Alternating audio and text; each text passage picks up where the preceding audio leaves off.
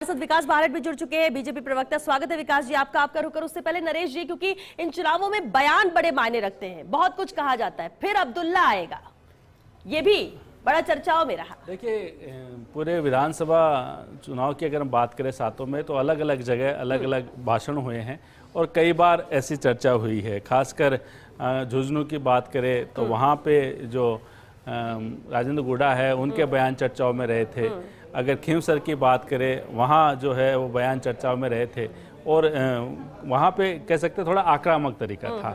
और इसके अलावा अगर बात करें देवली उनियारा की या फिर दौसा की बात करें तो वहाँ के भी बयान चर्चा में रहे थे। तो इन बयानों ने कहीं न कहीं जो है वो चुनाव को बदलने को, उनकी दिशा देने की एक कोशिश की है।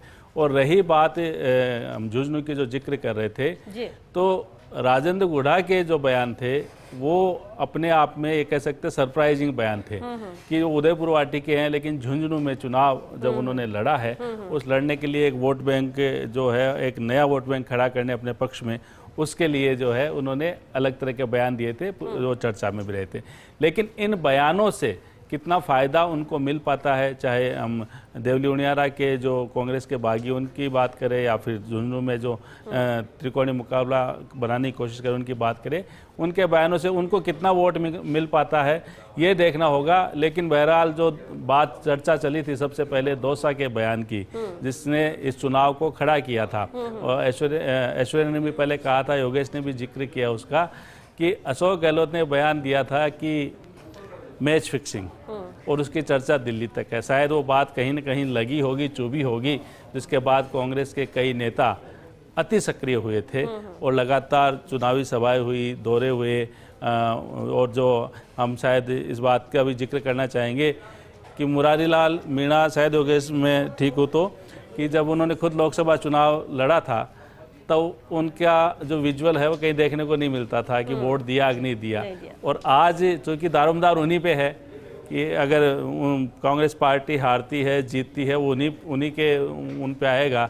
तो अब सुबह सुबह आपने देखा होगा उन्होंने बयान भी दिया है, वोट देते हुए भी दिखाया है, तो प्रेजेंस करना जरूरी होगा। तो कई बार इस तरह के बयान होते हैं जो नेताओं की सेहत पे असर डालते हैं। जैसे योगेश ने कहा था कि सरकार की सेहत पे तो कोई असर नहीं पड़ेगा, लेकिन नेताओं की सेहत पर जरूर असर पड़ेगा इन चुनावों का, कि किसका भाग्य खुलता है और किसका भाग्य कमज़ोर होता है, चाहे भाजपा के नेता हो चाहे कांग्रेस के नेता हो। तो बहरहाल जो 5 सीट है खासकर जहां पे रोचक मुकाबला है, 2 जैसे मैंने कहा आमने सामने के मुकाबले, बाकी 5 सीटें वहाँ त्रिकोणीय मुकाबले हैं।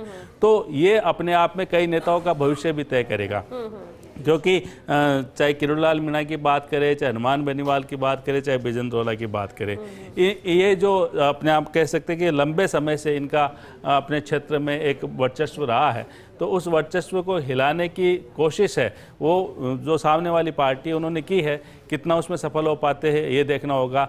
हरीश मीणा की साख भी दाव पे लगी हुई देवली उनियारा में, क्योंकि वो जो टिकट था वो उन्हीं के कहने पे दिया गया है। खास बात यह है कि हरीश मीणा के पास और कोई ज़्यादा विकल्प इसलिए नहीं था कि या तो उनके जो भाई है वो टिकट मांग रहे थे, नमोनारायण मीणा टिकट मांग रहे थे, उनका जो बेटा है वो भी कोशिश कर रहा था कि अब जब बिजेंद्र रौला का बेटा चुनाव लड़ रहा है तो मैं क्यों नहीं लड़ लूँ। एक उनका जो रिश्तेदार और है जो पहले भी चुनाव लड़ चुके हैं, वो भी चाहते थे। तो उनके सामने समस्या ये थी कि परिवार में किसी एक को चुनूं तो परिवार में विवाद हो सकता है।